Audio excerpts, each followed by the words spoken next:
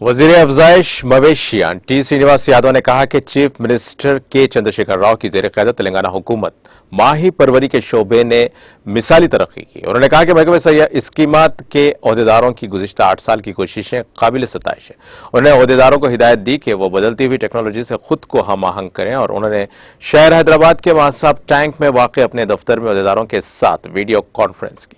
इस मौके पर उन्होंने कहा कि मरहला दुव्वम में माहीगीरों की 404 नई सोसाइटीज कायम की जाएंगी और उन्होंने कहा कि माहीगीरों की रुकनियत के इंदराज के लिए खुसूसी मुहिम की जा रही है, जिसके लिए उन्होंने कहा कि 3 माह तक जारी रहने वाली खुसूसी मुहिम के दौरान 1,30,000 अफराद को नई रुकनियत फराहम करने का निशाना मुकर्रर किया गया।